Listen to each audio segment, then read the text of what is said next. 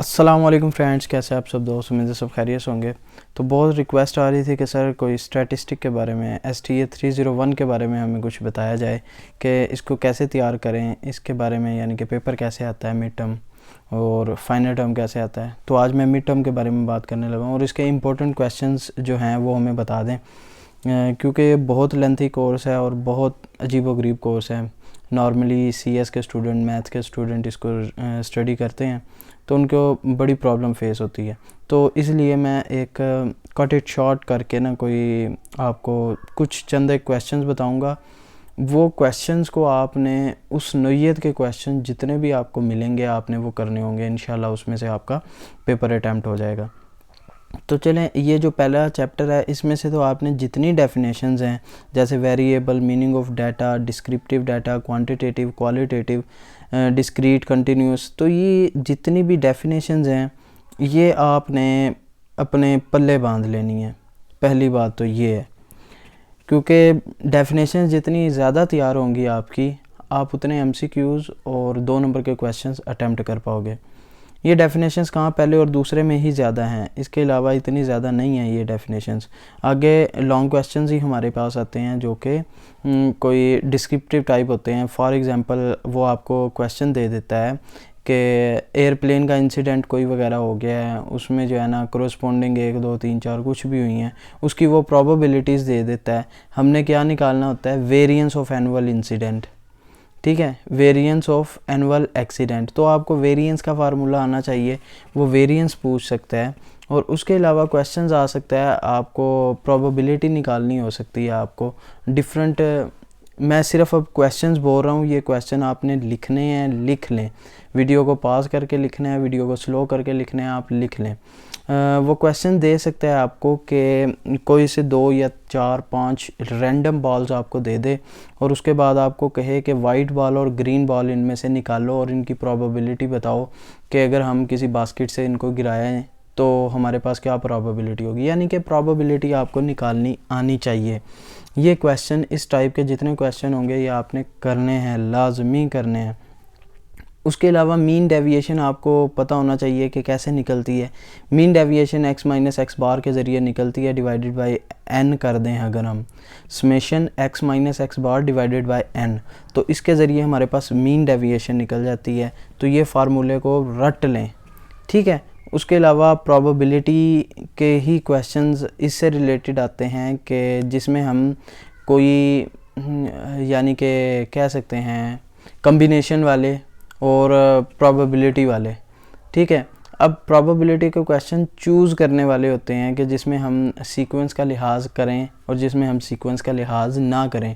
एक फार्मूला मेरे जहन में आ रहा है, PA/B is equal to P into A intersection of B divided by PB, ठीक है। तो ये जो फार्मूला है ये किसके, A को B के लिहाज से देखना है, probability of A with respect to probability of B। अगर B को A के लिहाज से देखना है तो फिर A इंटरसेक्शन B होगा, डिवाइड में A आ जाएगा, बस ये फ़र्क होगा, ठीक हो गया। कोएफिशिएंट ऑफ वेरिएंस, ये इसकी डेफिनेशन लाजमी आप देख लें, नोट डाउन कर लें। और उसके अलावा हमारे पास आ सकता है, आपके पास अल्लाह भला करे, coefficient of correlation. Coefficient of correlation जो है ये भी बहुत इंपॉर्टेंट है और ये आपका 2 नंबर का क्वेश्चन लाजमी आपके पास आ जाएगा, ठीक हो गया। उसके अलावा 3 नंबर का क्वेश्चन कुछ इस तरह से आ सकता है कि जिसमें आपका कंसेप्ट पूछा जाए। फॉर एग्जांपल क्वेश्चन वो दे देते हैं, why the mean of the probability distribution of the random variable x is technically called the expected value of the random variable x। क्यों वो कहलाता है? इसका जवाब यही है कि हम एक्सपेक्ट कर रहे होते हैं कि mean from the random variable of the data, हम यही एक्सपेक्ट कर रहे होते हैं, तो इसी वजह से ये कहलाता है, ठीक है। आंसर भी मैंने आपको बता दिया। उसके अलावा क्वेश्चन आपके पास मीन, मीडियन, मॉड आपको पता होना चाहिए। मीन में बड़ा कौन सा होता है, मॉड कौन सा बड़ा होता है, ठीक है। उसके अलावा सैम्पलिंग एरर क्या होता है, सैम्पलिंग एरर का फार्मूला जो है x बार माइनस म्यू। सैम्पलिंग की टाइप्स कितनी होती हैं, ठीक है। सैम्पलिंग किस किस तरीके से की जाती है, रैंडम सैम्पलिंग क्या होती है, ठीक है। और उसके अलावा हमारे पास एडवांटेजेस और डिसएडवांटेजेस ऑफ रैंडम सैम्पलिंग, ये बहुत इंपॉर्टेंट क्वेश्चन है। 5 नंबर के क्वेश्चन को आप ये तैयार करना है आपने हर हाल में। उसके अलावा आपको वो पूछ सकता है कि डाटा दे देगा, टेबल दे देगा, और उसमें आपको कहेगा कि चलें आप इसका ना मीन निकालें, आप इसका मीन निकालें, या वो मीन भी आपको दे देगा, आपको कहेगा मीन डेविएशन निकालें। ठीक है, मीन डेविएशन से रिलेटेड जितने क्वेश्चन बुक में आए वो आपने सब कर लेने हैं। दूसरी बात, जो बैक पे आपका ना डाउनलोड सेक्शन में आपके पास कुछ एक्सरसाइजेज होंगी, वो एक्सरसाइजेज तो आपने बहुत ही करनी है, बहुत उन्हें ऐसा करें कि आप जितनी ज़्यादा प्रैक्टिस करेंगे उतने कम है। क्यों? क्योंकि उनमें से लाजमी 1 या 2 लॉन्ग क्वेश्चन, 2 ही लॉन्ग क्वेश्चन है, उनमें से कम से कम 1 लॉन्ग क्वेश्चन आपके पास ज़रूर आ जाएगा। ठीक हो गया। और शॉर्ट में से भी ऐसे मैं कह सकता हूँ कि पहले पेपर पैटर्न तो बता दूँ कि 17 MCQs होंगे, 2 शॉर्ट क्वेश्चन होंगे 2 नंबर के, 2 3 नंबर के होंगे और 2 5 नंबर के क्वेश्चन होंगे। ठीक हो गया। और उसके बाद आपके पास आ जाता है कि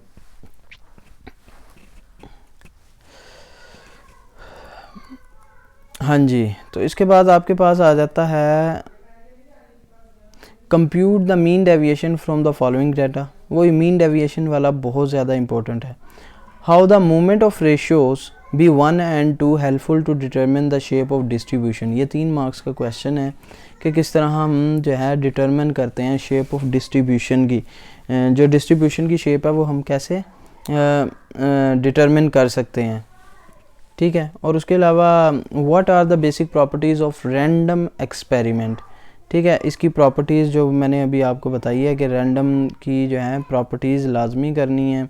इसके अलावा इसकी आपने रैंडम सैम्पलिंग की टाइप्स वगैरह भी ज़रूर करनी है।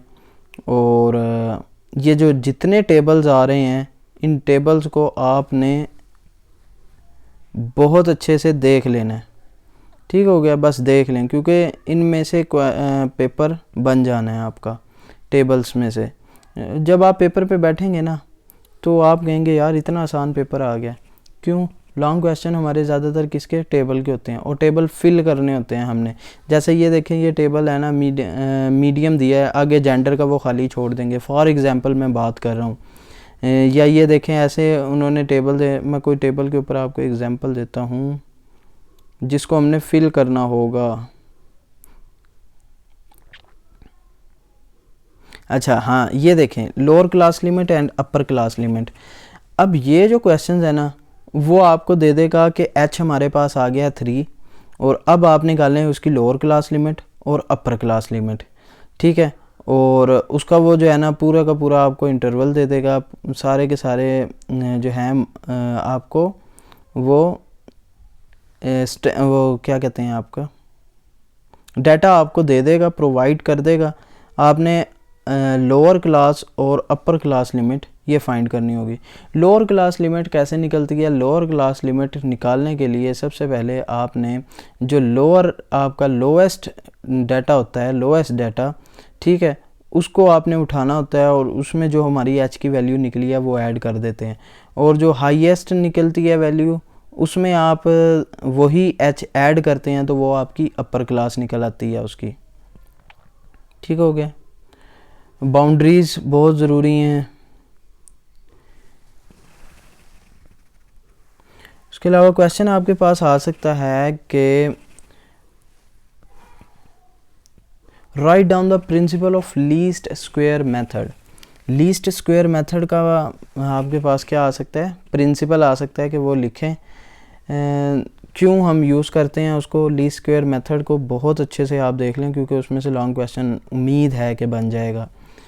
What is the main drawback of grouping process in construction of the frequency table? ठीक है, ये drawback बताना होगा। Which two suits of playing cards are made of red color? कौन कौन से होते हैं? हार्ट और डायमंड होता है, ठीक है, रेड पे, तो वो हमें बताना होगा। जिसे हम उर्दू ज़ुबान में कहते हैं कि यार डायमंड है, इट है, या पंजाबी च कहते हैं कि इट है ते दिल वाला कार्ड। ठीक हो गया। Right the use of Venn diagram in set theory. ठीक है, ये अब क्वेश्चंस हैं जो नोट कर लें आप। Can we apply Bayes theorem in the situation where partition of sample space S is created by more than 2 sets. ठीक हो गया, ये आप क्वेश्चंस को आंसर ढूंढेंगे।